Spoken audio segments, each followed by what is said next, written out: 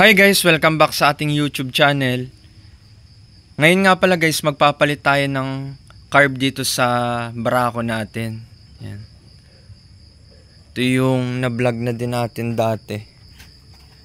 Yung nagbaba tayo ng Tapaludo. Kung gusto nyo mapanood to guys, nandyan lang din sa YouTube channel natin. Ang content natin ngayon, magpapalit tayo ng big carb na 28mm, yung Nibi. Kasi guys, malapit na tayong magkabit ng sidecar.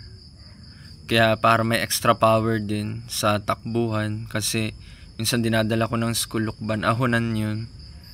Iba-iba pag may baon ng konti. Pero ang makina natin guys, all stock talaga siya. Walang nagagalaw kahit sa kuryente. Yan, wala. All stock pa talaga. 4 months pa lang tong barako natin. First upgrade lang siguro natin, yun nga, yung carb. Tapos, ang nauna pala guys ay yung tambutso natin. Yan, nagkalkal. Yan. Kalkal sa mahayhay. Ito pa guys yung isa nating pipe. Kalkal din siya. Ito talaga yung stock nung sa atin. Ito din yung nasa vlog natin. Ayun. Ang variant lang nitong isa, mas malakas yung tunog niya. Yun yung pinagawa natin dito, mas malutong. Yan. Ang ilalagay nga pala natin guys ay 28mm na Nibi. Nibi na round slide. Ang stock carb kasi guys ng barako, kung di ako nagkakamali, 24mm. Kasi payat yun sa plunger niya. Pero pag susukatin nyo yung dito, yung sa intake side niya na bunganga, yung diameter niya ay nasa 30mm. Pero sa manual parang ang nakalagay talaga dito 24mm lang siya. Tapos ang papalit nga natin yun, Nibi na 28mm. Kakalasin ko lang din to guys, tapos ire-rejettings lang natin yung carb. Ito nga pala guys yung carb na ikakabit natin dito sa ating taguan. Taguan ng mga piyesa.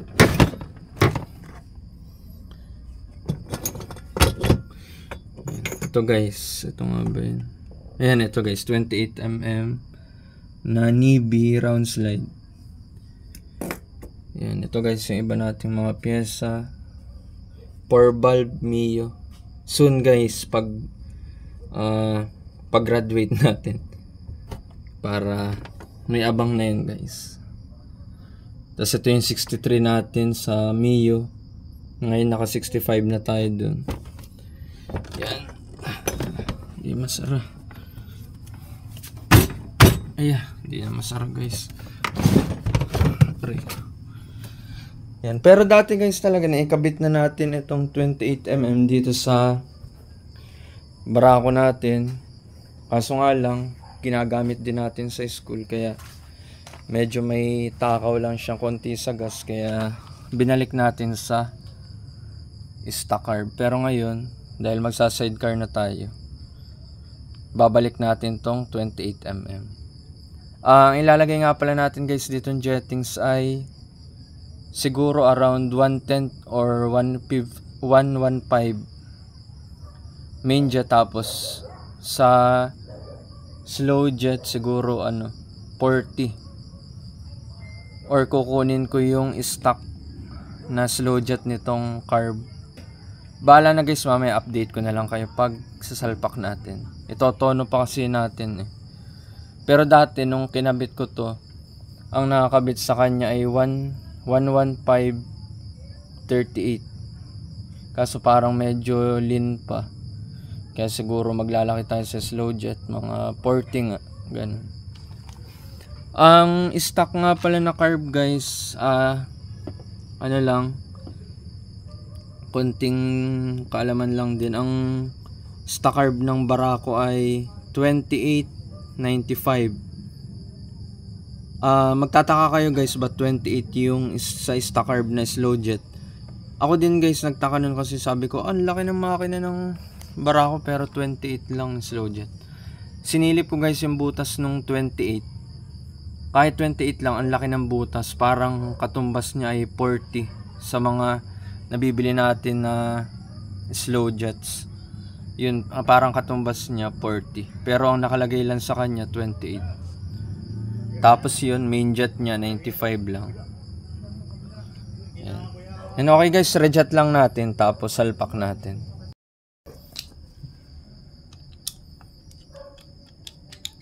Tingnan lang natin guys yung jettings na nakakabit dito kasi kung saan ko din pinaglalagay itong carb na to eh. Tinesting din natin dun sa Mio natin, tsaka dun sa Supremo, tsaka kinabit din natin dun sa RS100 natin. Kaya hindi ko natanda kung anong jettings yung nakakabit dito ngayon. Limot ko na din. Wala pala guys nakakalagay. Kinahoy ko siguro dati. So yun siguro ilalagay natin ay 40115 siguro. Yun ang ikakabit natin. Tapos siguro susunod spark plug reading tayo.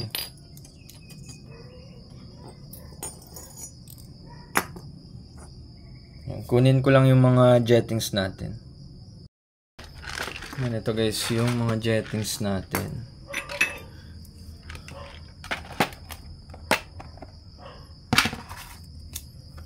Hanap lang tayo ng 40.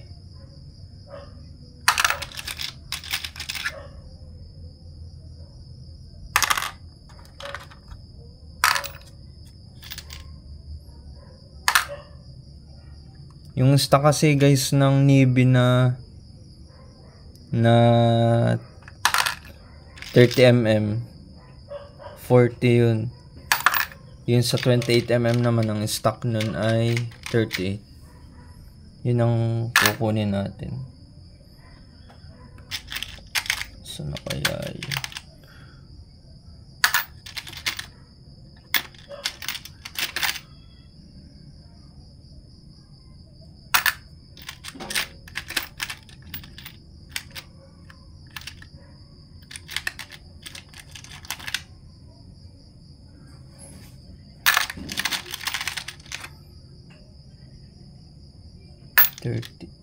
Ito 40 guys. Yan, ito 40. Kita ba? Ayan o, 40. So ito 40. Tapos 115.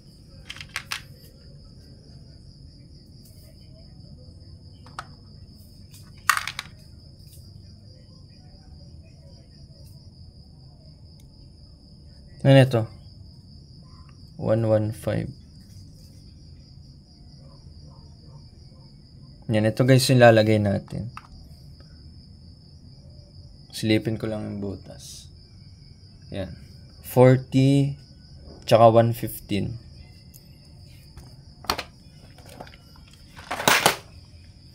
Slow jet guys, dito na ilalagay sa isa. Yan. Tapos clockwise lang.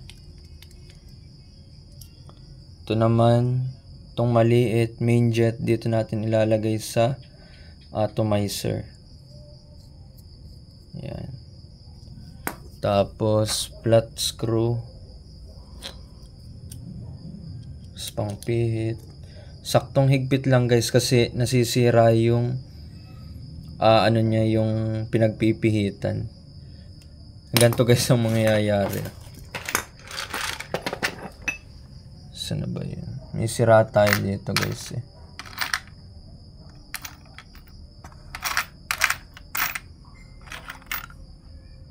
Wala. Ito guys. Yan, ganito mangyayari pag napasobra kayo na higpit. Ayan. Napipingas.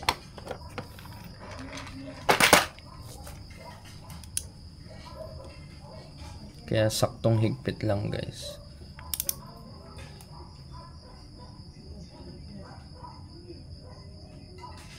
Yan, okay na yun. Tapos ito naman.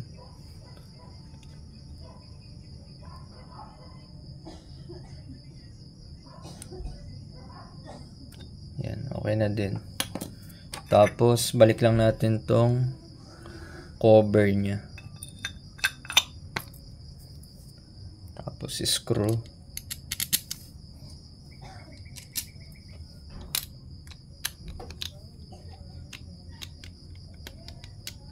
Ito guys, medyo hihigpitan nyo siya kasi 2 tornilyo lang. Kaya prone to sa tagas. Kasi 4 to eh. Ang nangyari, kabila lang.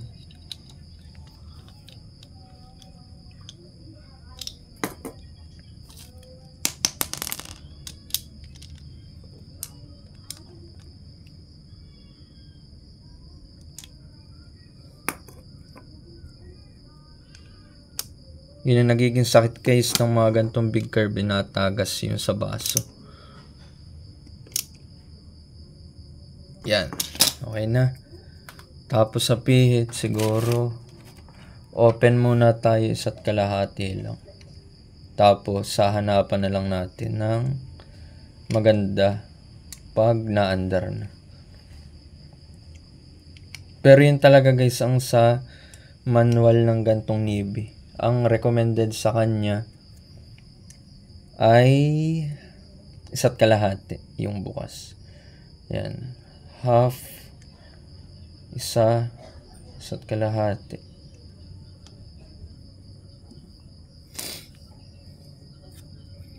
Ang mahirap lang guys dito sa pagsasalpak sa barako.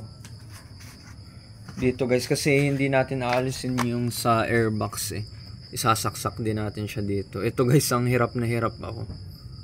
Kaya siguro hindi ko mabibideo kasi wala akong taga-video, mag-isa lang ako. Ang ginagawa ko guys, nakasalpak yung bunganga ng carb. Tapos may maliit akong screw. Sinasangatan ko dito. Tapos iniikot ko siya para bumuka ito. Kasi malaki guys ang bunganga nung ating 28mm. Yan, okay guys, ngayon tatanggalin ko lang itong stock carb natin. Tapos kabit ko yun, yung 28mm. Tapos buhayin natin. Okay guys, balikan ko kayo pag naisalpa ko na yung 28mm. Okay na guys, naikabit na natin yung 28mm carb natin dito sa barako natin. Yan, dito lang talaga tayo nahirapan. Hirap guys talaga. Ito guys yung sinasabi ko sa inyong pinansusungkit natin dito. Itong screw na to. Yan.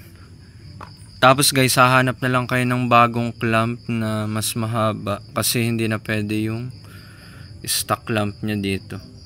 Mataba kasi yung bilog nitong bunganga ng big carb. Tapos yan. Pero hindi dito naman pwede yung sa stock. Ayan, stock lang yan. Tapos naikabit na din natin yung plunger natin. Tapos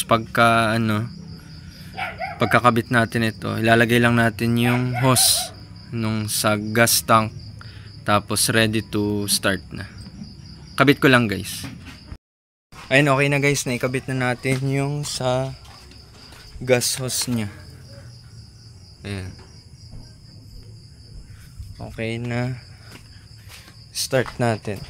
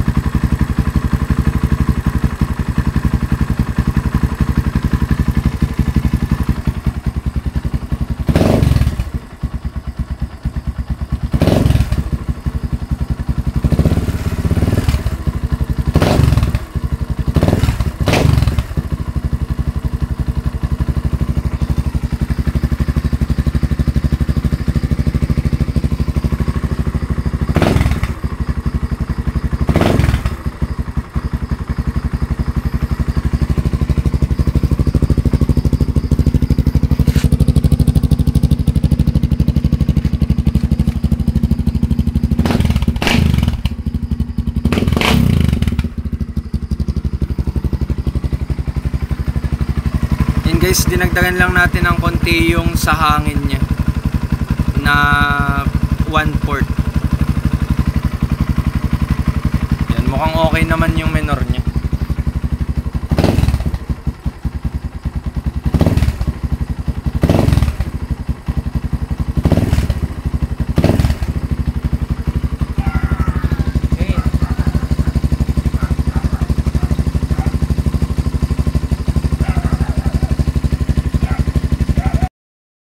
Ayan guys, tapos na yung kinabit natin na carb dito sa barako natin. Ayan, ito siya.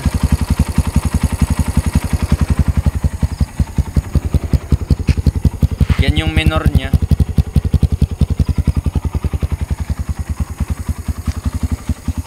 Yan, ganyan siya mag minor guys, kasi ito yung response ng throttle niya.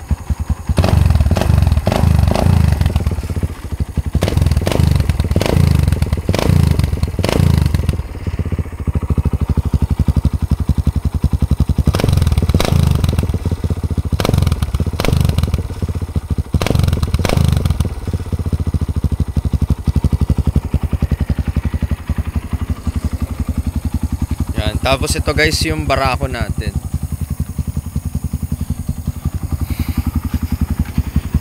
Ito nga din pala guys yung mini driving light natin. Sama na din natin sa video. Yan. Yan yung low. Tapos high. Yung high natin ay dual combination siya. Ay namatay.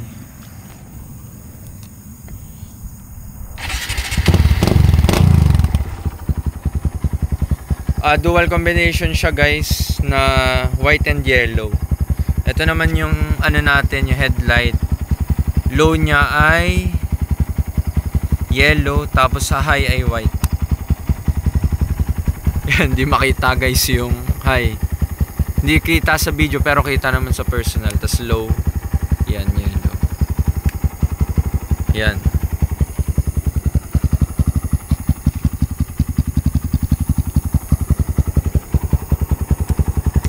Ang tono nga pala guys nitong carb natin ay yun nga yung nasa video natin, 115, 40. Tapos yung air fuel mixture natin ay 2.5 ang naging turns. Pero hindi ko pa rin sure kung perfect tune na yun kasi ngayon lang din natin patinotono. Pero siguro ilagay ko na lang sa description box natin or sa comment section pag nakuha ko na yung perfect tune. Kasi hindi naman yun kaagad nakukuha sa unang kabit i-spark plug reading din natin para mas maganda yung kakalabasan natin na tuning. Kasi hindi talaga kaya yun na makuha. Kaya naman na maganda kaagad din guys. Ayan, kagaya niyan. Pero hindi mo mape-perfect talaga na sobrang ganda na. Kagaya nun, namamatay pa siya ng pag medyo matagal na ang minor. So mag-aano tayo, spark plug reading, doon natin makikita. Pero tingin ko ito, baka ano pa siya, rich. Kasi medyo matapang ang amoy ng tambutso. Doon din guys, pwede kayo mag-base din doon. Pag sobrang tapang ng usok, sobrang tapang ng amoy, more gas yun. Kaya medyo magliliit siguro ng jettings. So dagdag lang ng hangin dun sa natin, air fuel mixture. Update ko na lang kayo sa final tune natin pag nakuha natin perfect tune, or kaya update ko kayo kung anong kinalabasan na spark plug natin yung reading.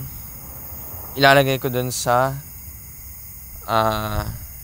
description box natin. Kunwari ay rich, di kayo nang bahala kung anong gagawin nyo, kung babawasan nyo main jet, slow jet, ganun. At least may baseline kayo na yun, kapag ganun ang jettings nyo, rich pala, lean, or optimal na ganun. Ilalagay ko na lang dun guys pagka siguro mga after 1 week i-check natin, tapos update ko na lang dun sa description box kasi i-upload na natin tong video natin.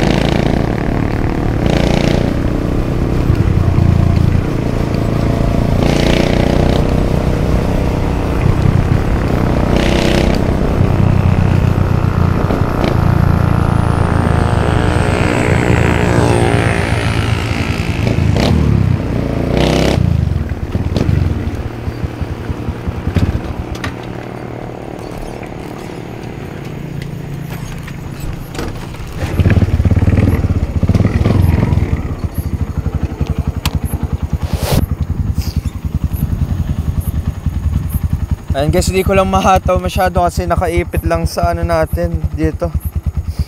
Wala tayong holder. Ayun guys, mamamatay. Yun na lang naman guys ang itotono natin yung ano niya. Yung sa minor. Sino mamamatay pa.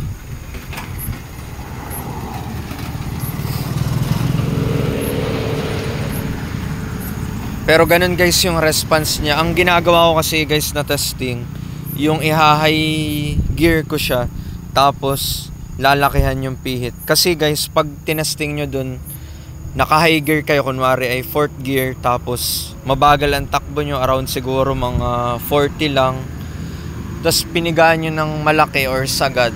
Pag yun guys pumalya dun, yun, may hindi po maganda ang tono nun, palyado pa. Dapat guys walang palya siya sa ganun yung sa persado.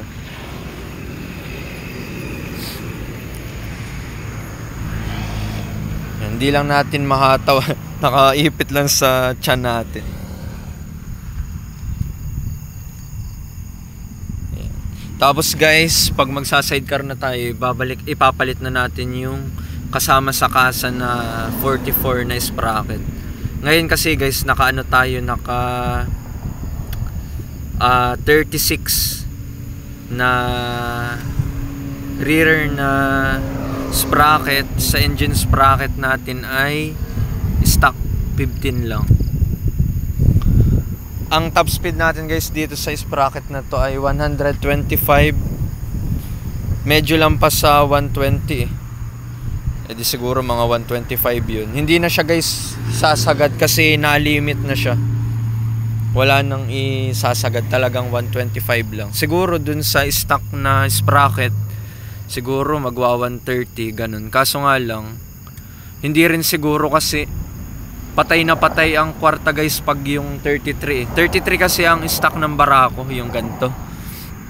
1533. Sobrang patay na patay guys ng kwarta, hindi nakakagalit. Kaya nagpalit kami ng 36. Tapos pag magsa-sidecar tayo, yung kasama sa kasa, yun na yun, 44 tapos 15. May kasama na din yung chain guys. Set na naman siya. Yan, malapit ng sabitan guys, Barako natin. Di na natin masa-service ng single. Siguro madadala natin to school pero may sidecar na siya. Kaso manhinibago tayo guys kasi stock lang to. Sanay tayo dun sa Supremo natin na 200 na napakalakas talaga guys manakbo. Hindi ako nabibitin kahit palukban ako kasi paahon yun guys yung school ko eh. Kasi dito ako sa Lucena City, tapos pauwi pa ako dun palukban, ahon guys. Kaya talagang dapat malakas. Pero malakas din naman ang Barako. Pero pag i-compare dun sa Supremo natin na 200, malaki ang difference.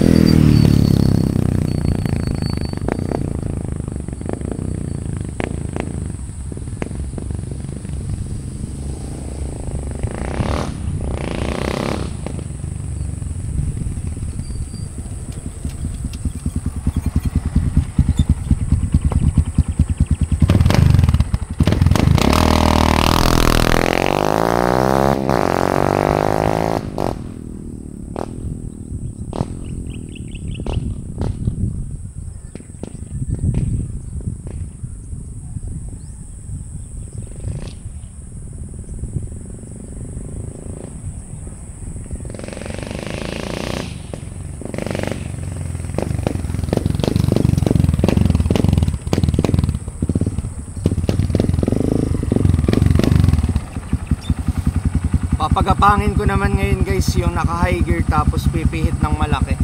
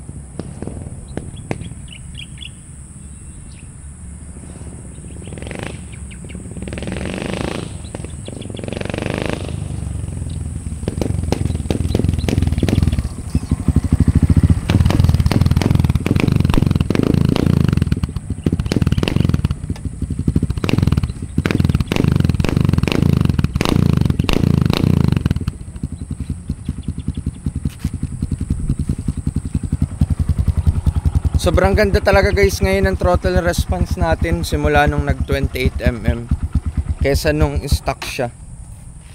Yan, hindi pa lang natin din uulit ang tono. Ito yung nung gabi lang din.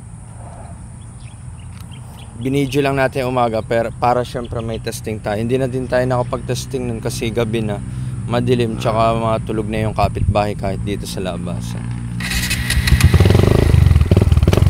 Ayun guys, so kahit konti lang, parang shotgun yung tambutso.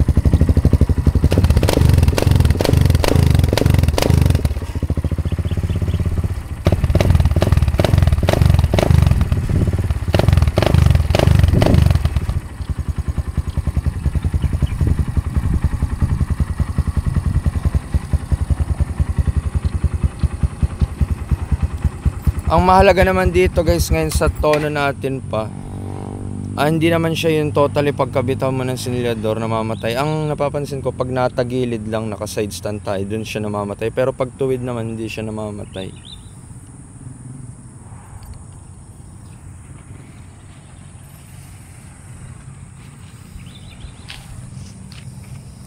Yan, ito yung tambutso niya.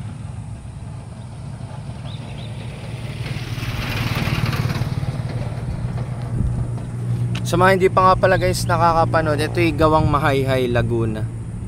Yung gantong style, yung stainless ang tip, tapos yan negro na ang canister tsaka elbow.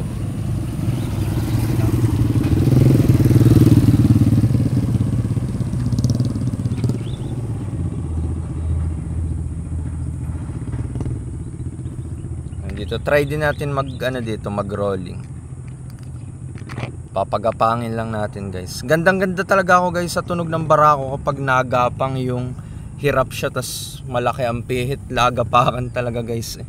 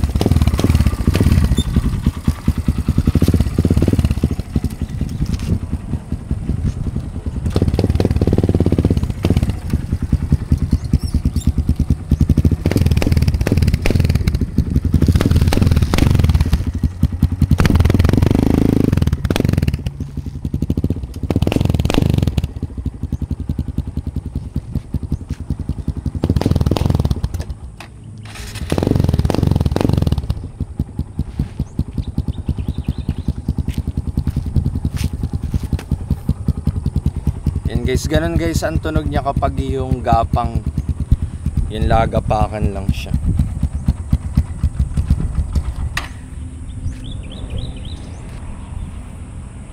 Isang gagawin na lang siguro natin dito din, pipinturahan natin to ng bago yung matte black, tapos ito pipinturahan din natin or ilalagay natin yung sa stock May nakaswap kasi tayo guys na ano, na stock pipe.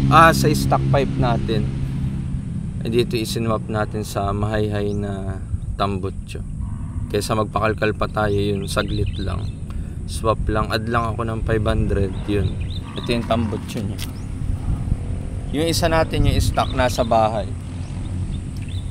Yun sa rewind kasi stock talaga nitong barako natin. Kaya dalawa yung may high pipe natin. Ito nga lang, mas malakas ang tunog kaysa dun sa isa. Mas malakas yung variant nito. Mas maikli yung ano nito eh. Yung tubo. Kita ba? Hindi makita. Basta guys, mas maikli yung tubo nito. Tas mas maikli yung screen. Ay ano pala, mas mahaba yung tubo, mas maikli yung screen. Kaya ganun. Isa din guys sa napansin ko, simula nung nag 28mm tayo dito, mas madali siyang paandarin sa umaga. Kahit hindi mo na isinilyador siya, talagang menor ka agad siya. Yung one click lang talaga guys. Basta sundin nyo lang yung, or gayahin nyo yung tono na ginawa natin. 1.5 main jet, tapos 40 ang slow jet, tapos 2.5 turns. Kaso nga lang guys, namamatay pa siya. Kaya siguro pag ano, hanapin nyo na lang din yung totono sa inyo. Pero ito guys, siguro pansin ko baka rich pa ito. Kasi meron tayong ano airbox. Hindi natin inalis. Siguro kung tanggal ang airbox, tama ka agad yun sa tono. Ay ako guys, tanggalin to kasi maririnig ko yung sagitsit ng carb. Hindi ko na maririnig masyado yung tambutso. Ako gustong gusto ko yung tambutso lang marinig. Ay akong marinig yung higop ng carb. Kaya hindi ko inalis. Siguro magliit lang tayo ng main jet, siguro 110 ganun, kasi may filter tayo. Ididepende nyo din nga pala guys yun sa pagtotono nyo ha. Hindi porket parehas tayo ng barako ganun, tas wala pala kayong air filter, tapos gagayahin yung jettings. Kasi kapag may ganto, medyo rich yung ganto kasi konti lang yung hangin na nahihigop. Unlike na wala nito, talagang nakakahigop siya ng marami. Ito kasi may element pa dito sa loob. Gusto ko kasi dito stock lang ang tunog. Tambutso lang ang natunog gusto ko dito. Ayan, hanggang dito na lang muna guys yung video natin. Salamat guys sa inyong panonood.